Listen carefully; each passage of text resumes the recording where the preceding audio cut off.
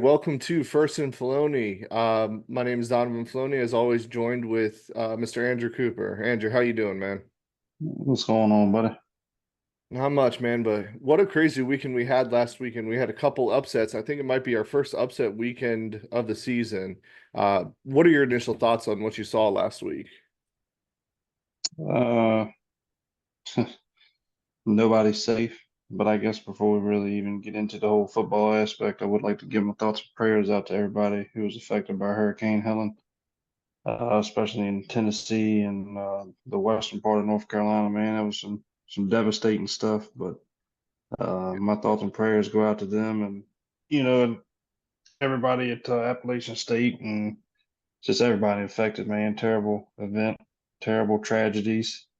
Yeah, Uh, I'm still continuing to pray, especially for everybody, all the linemen and all the first responders. But yeah, no, it was a definitely a wild weekend.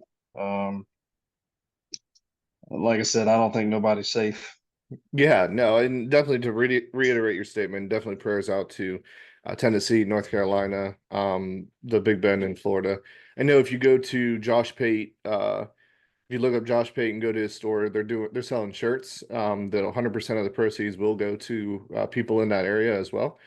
So definitely good to do that if you have the means to.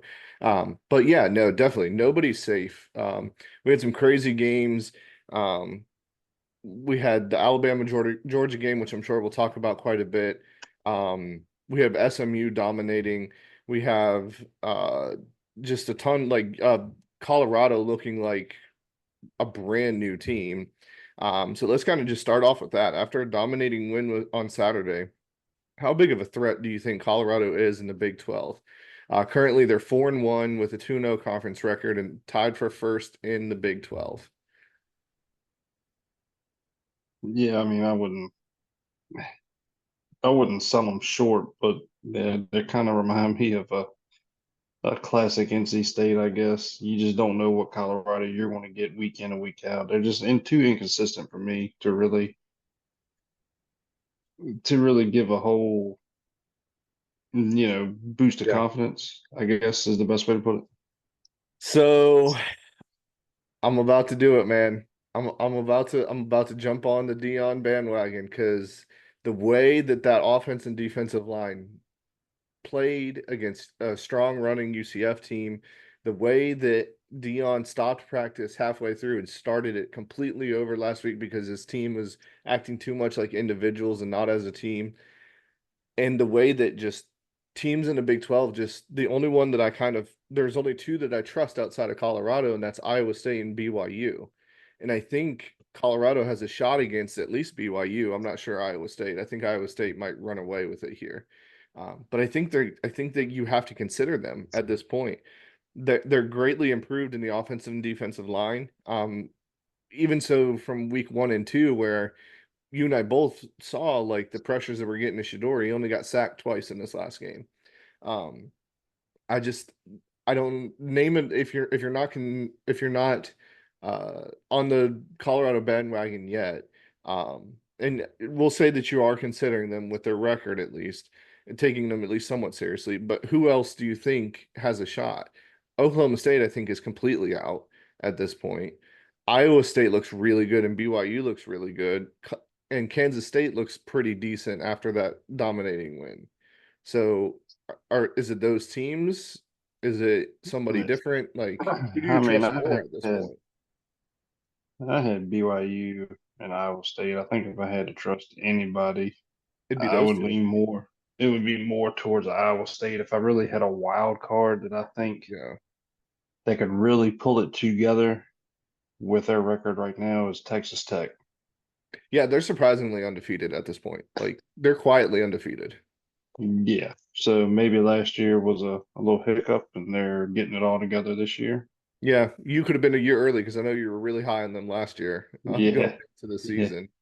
Um, yeah, I mean, I don't know, man. I think it's at this point, I think a 5 team race. I think it's Iowa, Kansas State, Colorado, BYU, and then I had I had Utah still in there. They're only 1-1. Um, but Utah, even they then, just can't. They I don't can't trust stay. them without They Cam can't. Rising. Yeah, they can't stay healthy enough to keep a quarterback. Yeah, but that defense playing at Utah is the only reason why I trust them. That home field advantage is top 10 in the country.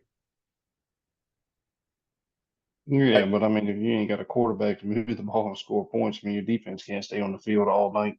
yeah. No, that's true. And if we're talking about quarterback, the only quarterback I trust out of all of them is Shador.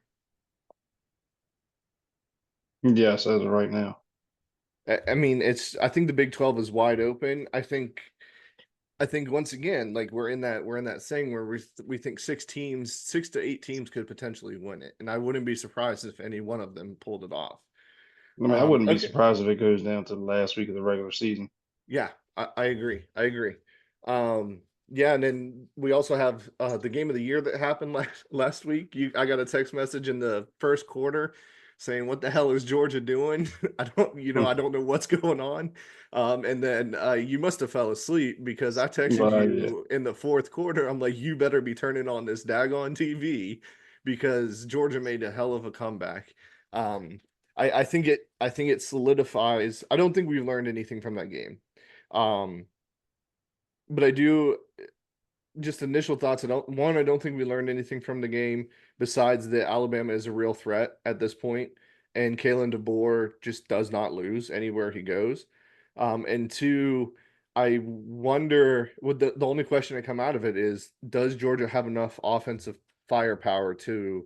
Their defense seems to be okay, but they're hurt. But like, do they have enough firepower going forward? So I ask you with our first question, and then I'll get your initial thoughts too. Is are you concerned about Georgia's slow start? Yeah, I mean, to me, they came out really flat. Extremely. The Carson Beck did not look like the Carson Beck.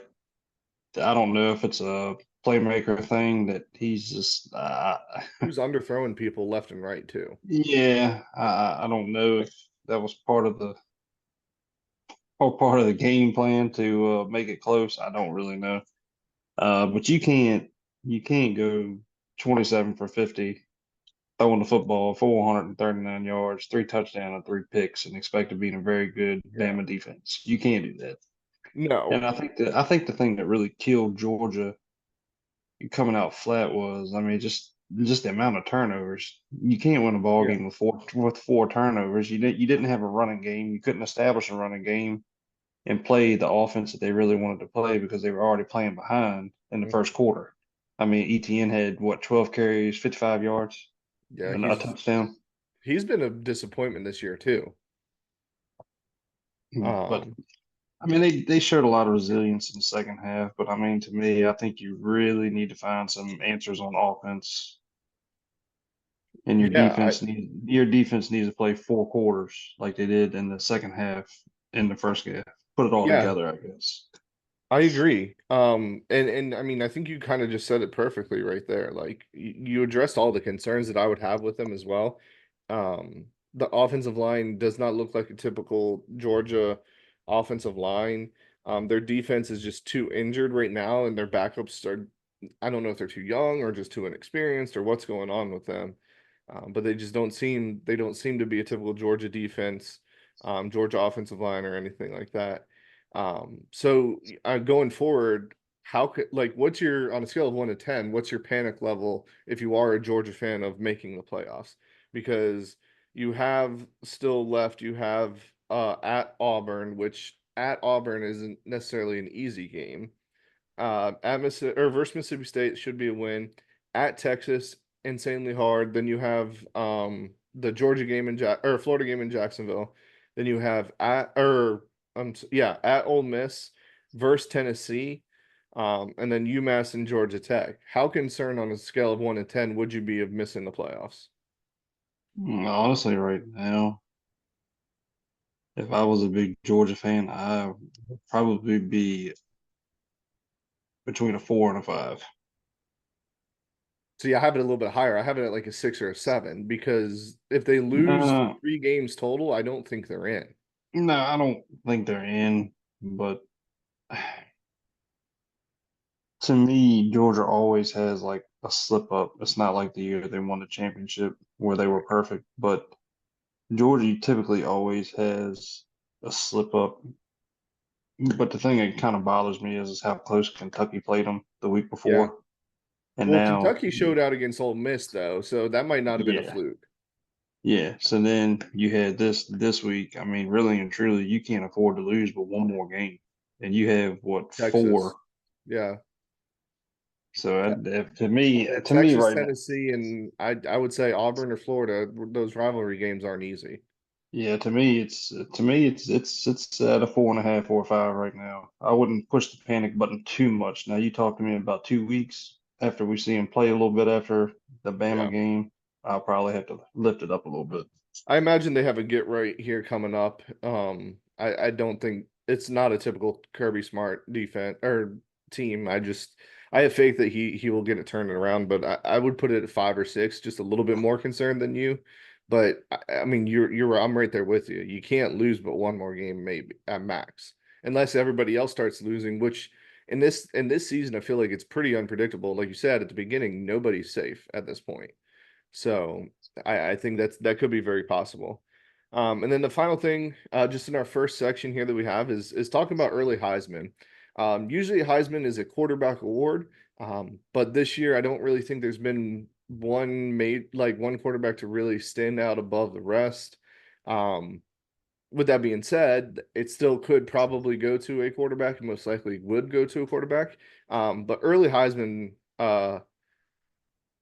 odds at this point, still favor, I believe it is Cam Ward is still number one after the last couple of weeks, but I don't have faith in that as well. If you had to pick right now, who are your top three Heisman favorites, and who do you think is deserving of the Heisman so far this season? It was kind of tough for me. I mean, obviously you got to have Jalen Milroe in the Yeah, I mix. think so. You got to have Travis Hunter in the mix, right? Yeah, I think so. Okay. So the third one was kind of tricky for me.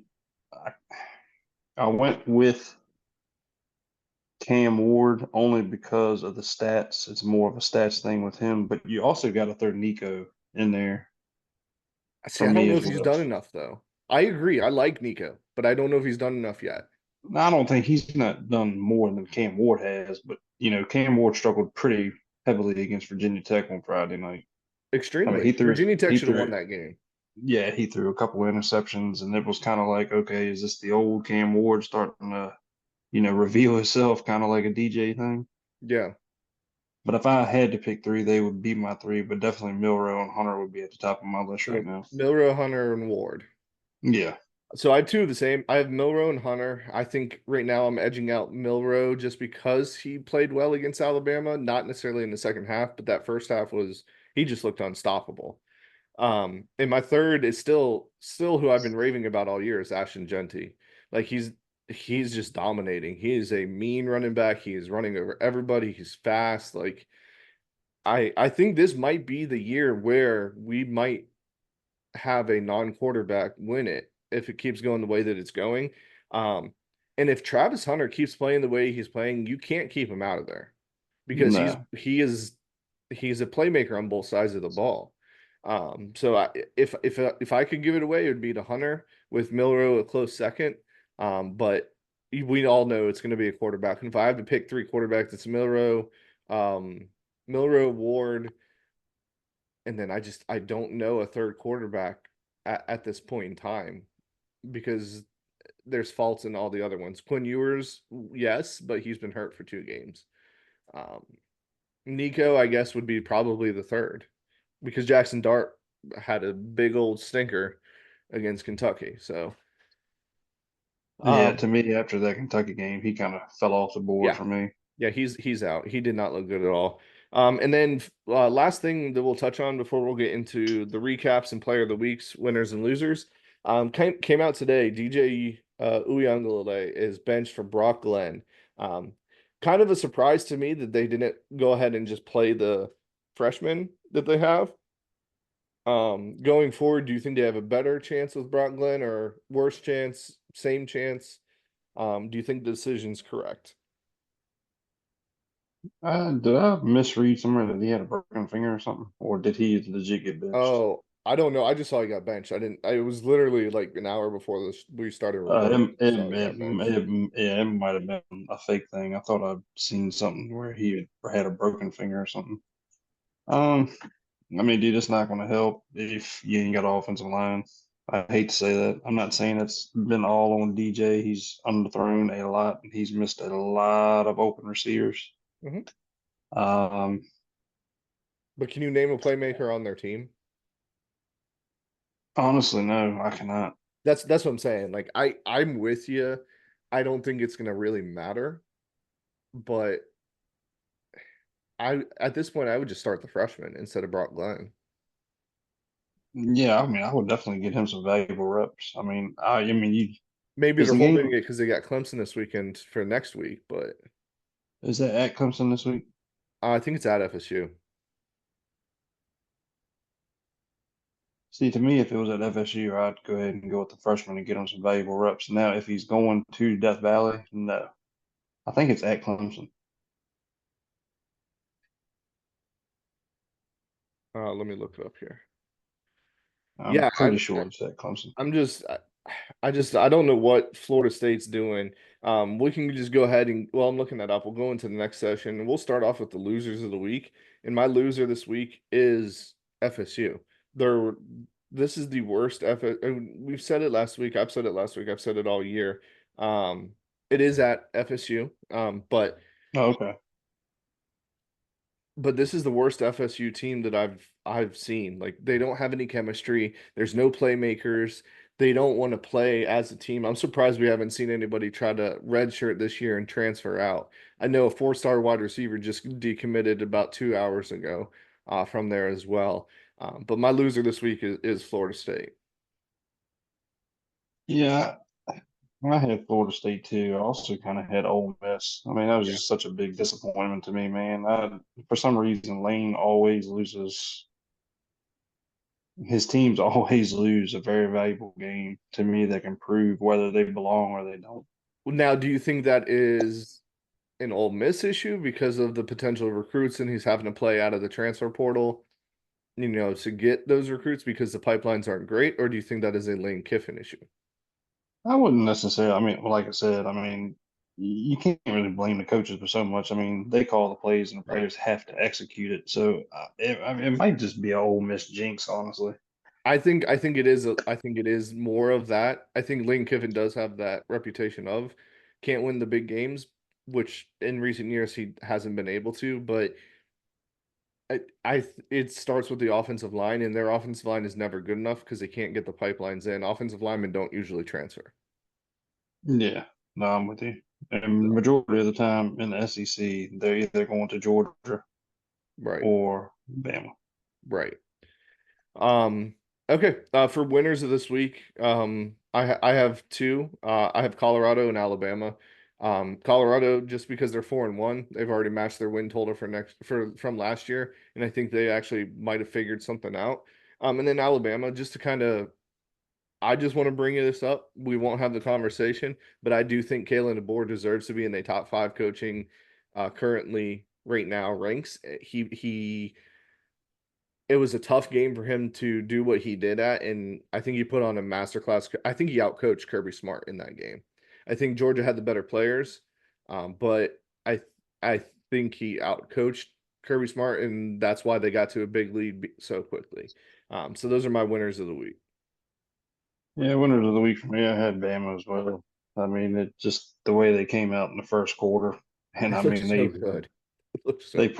poured it on them. Then I went with Kentucky, man. Yeah, Had a biggest win in rough Mark loss. Stoops I mean, history. they had a rough loss against Vanderbilt. Was it South Vanderbilt? Carolina, South Carolina, yeah. Then you come back and you play Georgia. You lose to them, but by I feel I mean, but by a point. 1 point, 12-13. Yeah. And then you come in and you beat an Ole Miss team at Ole Miss. Hmm. So I went with Kentucky for my second winner.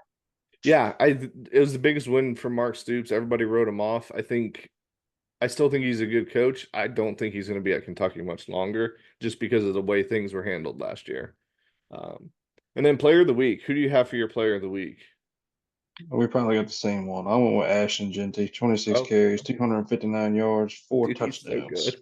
He's so good.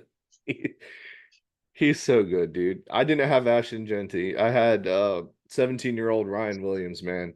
The way he after Georgia took the lead in the fourth quarter and then two was it one or two plays later had the 80-yard touchdown catch and run. Yeah. He's only 17 years old, maybe a buck 60, like he's skinny as all can be. And he had that wasn't his only big catch. He had a massive catch in the first half, He too. kind of reminds me of who was the receiver from Bama that got drafted by the Eagles? Damn, I just had his Devonta name. Smith. Yeah. Yes, lengthy. Yeah. Yeah, I was gonna say honestly, he looks like prime Antonio Brown, like NFL Antonio Brown. But I could see Devonta Smith comparisons for sure because he is very skinny. Okay, all right. Well, so let's go ahead and get into the picks. Last week, I got two games on you, man. I'm a 32 and 23. You're 30 and 25 on the year. Locks of the week went 5 and 5. So I'm 28, 25 and 28. Not doing too great this year. But hopefully we'll pick it up here soon. Okay, so let's start here. UNLV, Syracuse at UNLV. UNLV lost their quarterback, and I think it was better that they lost their quarterback because Haj Malik Williams, I think his name was, just torched uh whoever they played last week. They won by like 40 points or 45 points or something. But they have Syracuse coming into town. UNLV 6.5 point favorites. I'm sticking with UNLV. I don't think last week was a fluke. I think they actually finally have a passing quarterback now, as well as somebody who can run the ball even better than Sluka. Um, I got UNLV and uh, honestly, I think UNLV might be the G5 contender here going forward. Yeah, this one was kind of a rough one for me to pick because the Cuse got Kyle McCord, but I Yeah. just don't know if I really trust Syracuse's defense. I don't think they really played anybody. No, there was a close game for Ohio. Um, they haven't really played anybody. I think their head coach is a good head coach, but this is just his first year getting everybody in. Um, Yeah, I went with UNLV only because it's a home field advantage. yeah, out in the desert. We know what Vegas does to somebody on a Yeah, Friday night. um, Next game here might be the game of the week. Mizzou at Texas A&M. Texas A&M's favored by 2.5. Potential sighting of Connor Wegman. Before we pick this game, if you had to choose, who would you choose, Marcel Reed or Connor Wegman going forward for Texas A&M? Wegman. Really? Yeah. I think you're probably right. He's a better passer at this point, but they've gotten a jolt with Marcel Reed, man. Oh yeah. I think you're right. I think you're right. But the redshirt freshman, Texas A&M might be something to mess with next year. So, who you have in this game? Texas A&M favored by 2.5. I have Texas A&M. Yeah, man, it's hard to go against Texas A&M in the fifth man. I think Mizzou's been squeaking by a little bit this year, not like last year when they've been pouring it Yeah, on. yeah. I think I I like Missouri and I like Luther Burden, but like you said, they've been squeaking by. They don't look as good as they did last year, and I don't. I think they're a fake 4-0 team. But watch, since I said that, they're gonna win. Probably. SMU at Louisville. SMU big win against Florida State last week. Louisville big loss versus Notre Dame. Louisville's favored by 7. Who you got? I went with Louisville. I think SMU, not taking anything away from SMU, I'm sure SMU will probably win that now that I picked against them. Yeah, But I just think Louisville, they played a really good Notre Dame team. Florida State just isn't the Florida State that we're accustomed to. I think they've kind of fell off the map. So I really can't justify going yeah. with SMU going into Louisville. See, I'm going to be the opposite. I think SMU has righted what they started at the beginning of the year with the two bad games that they had to start with BYU and Nevada. I think they're actually cooking like what I thought they would do. I'm not saying they're going to be a 10-win team by any means, but I think they could be an 8-win team, and I think this one they could steal. So I'm going to go SMU here. Um, but Louisville, after a loss, is pretty good in the last year and a half. So, we'll see. We'll see about that. Ole Miss at South Carolina. Ole Miss is favored by 9. Um, it is. Do you know what month it is, Andrew? Yeah, it's October. No, it's Cocktober. South Carolina's Cocktober, baby. Uh, But with that said, I'm yeah, still just remember that's the only place you can go around and say cock and get away with yeah. it. Um, Just ask Pat McAfee. yeah, I like South Carolina typically in October games. I haven't seen if Lenore Sellers is playing. If he's playing, I have a better feeling that South Carolina is going to win. But I think Ole Miss is going to right the ship. I think they win by more than 10.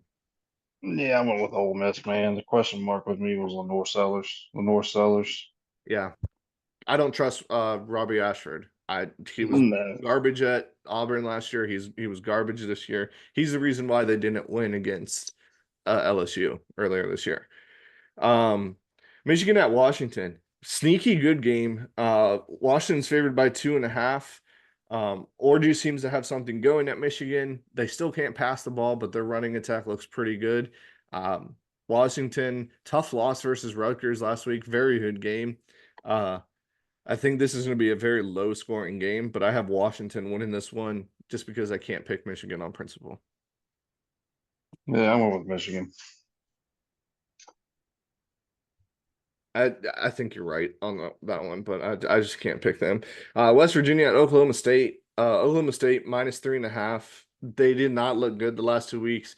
Ollie Gordon looked like he had a good first half and then only had 70 yards total. I don't know what they're doing. I don't know what Mike Gundy's doing this year. Like this year, I thought they would be a lot better.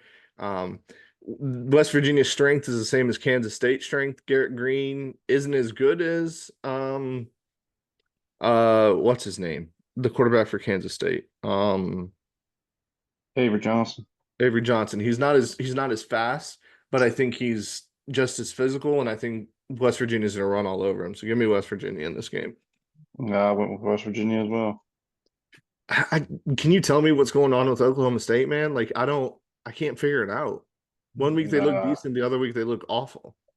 that's why I'm not picking them again. Now that I don't pick them this week, they will win. Right. No, exactly. You know how it goes. Iowa at Ohio State. Ohio State finally played somebody. They looked good, but they didn't look dominant. That defense is solid. We know Iowa can run the ball. I think it's going to be a test of Ohio State's defense if they can finally stop the run because that's been their weakness for the last 3 years. But they are favored by 20. It is at the Horseshoe. I assume we're both going out Ohio State, but with the potential of upset. I don't think it's going to be an upset. I've got Ohio State.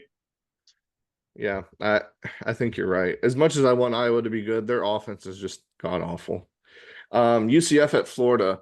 UCF's favored by 2.5. Florida's coming off of a bye week. You know who I'm going to pick, so I'm going to go ahead and defer to you. Who you got in this game? Um, this is a tough one. I think Florida being well rested is going to help them. I'm going with Florida. Really? You don't want KJ Jefferson? Are you joking? No, I got UCF. I got Gus Malzahn and the boys. So I saw a graphic and it said, who weighs more, KJ Jefferson or DJ Uyunglele? And who do you think had that? I would say KJ Jefferson. DJ has him by 10 pounds. KJ is just Wow. short. He looks like a bowling ball, but he's just short. But yeah, I'm going Florida here. I think because it's at the swamp. Tough loss last week for UCF.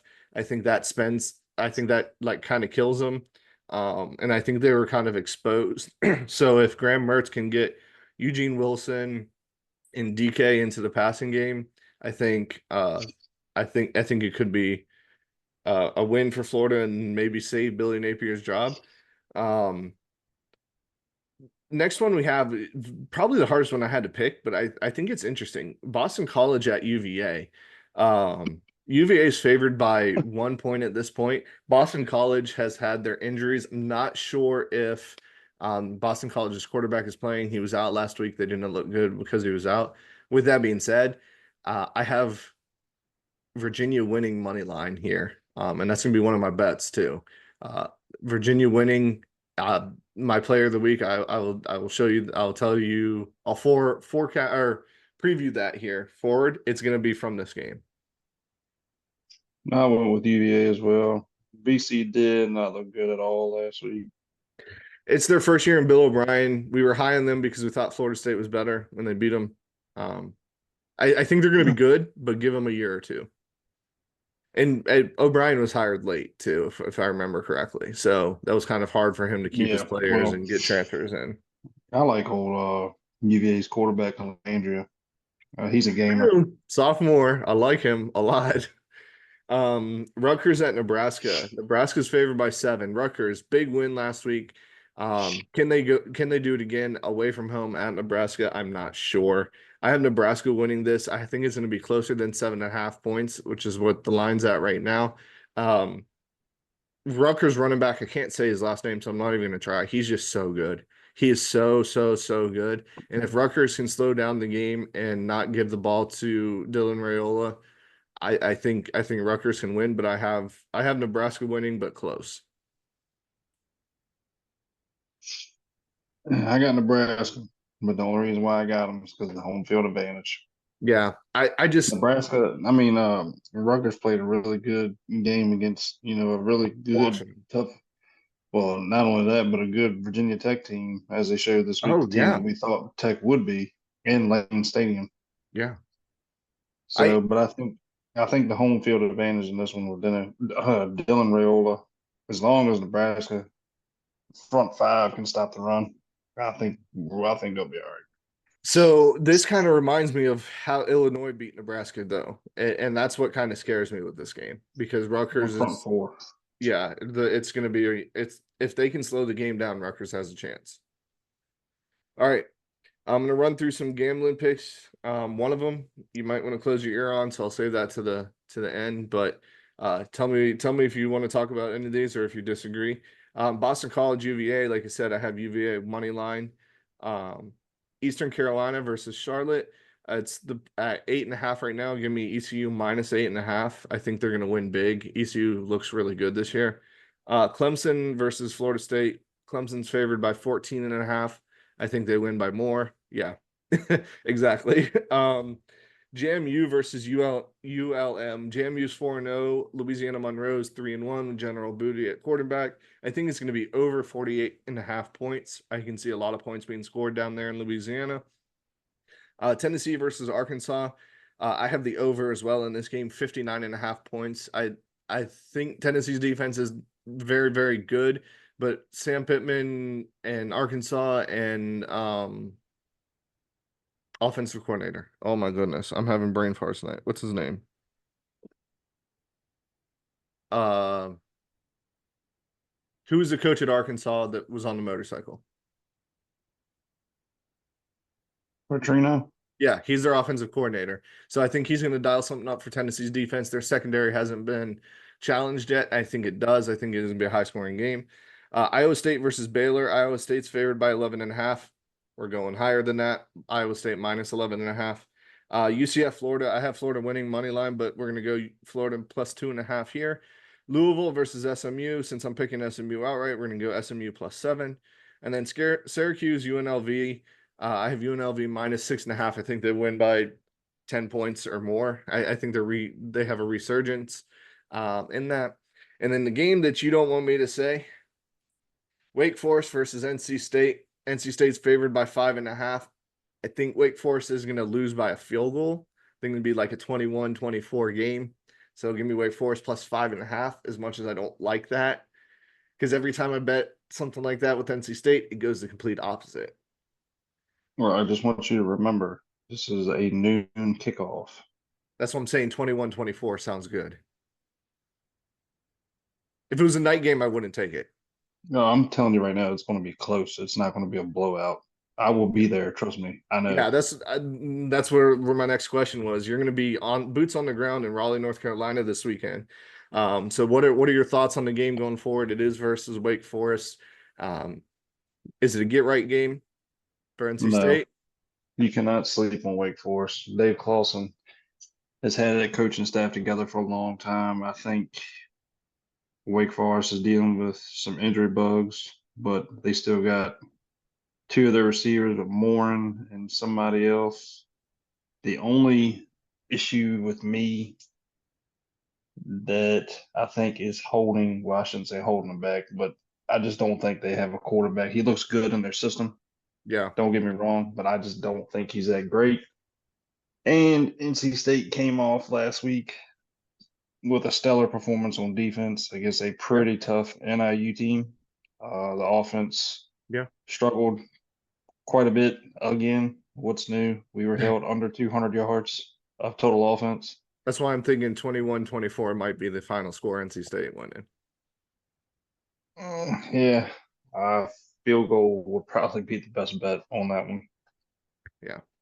Well, more to come on that next week. Hopefully, Libby doesn't kill me for that Wake Forest plus 5.5 pick that I had there. But players to watch this week. Andrew, who you got for your player to watch? It's funny you talked about Oh, dang it, did we pick the. the same one? No, we did not.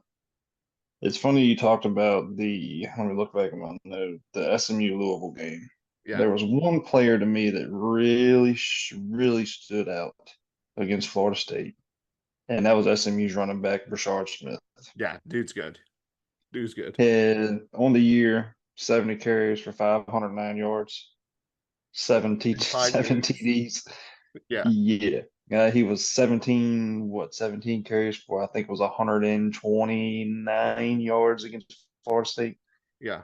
And Florida State's a pretty big ACC team. The only thing that bothers me is they are going up against a step up defense from Florida State, but he's very exciting to watch. So I'm gonna stick with my man Brashard Smith at SMU. Yeah. No, that's a good pick. I didn't think that. I didn't think you would go out of there. I thought you were going to take mine. Mine's going deep in the weeds just like that, but I'm going to still a little bit chalk it, stay at quarterback here, but it's for the Boston College UVA game. Give me Anthony Colandrea. I saw him last year. I really liked him last year. I think UVA is better, one of the better teams this year than they have been in the past, and I think they can beat Boston College, but it all relies on him. I know last year he had turnover trouble. This year he's doing pretty well. I really like him, so I'm hoping that they do well here. So let's go with Anthony Colandrea, UVA quarterback, player to watch. All right, here. Well, that's the end of the show here for this week. Thank you guys for tuning in. Next week, we'll be talking, it'll be week 6 going in. So not next week, but probably in the week after, we'll be doing our mid-season awards, so a little bit longer episode there. So if you have any awards or anything you want us to talk about, shoot us a DM, and we will be glad to mention it here on the show. If not, we'll see y'all next week.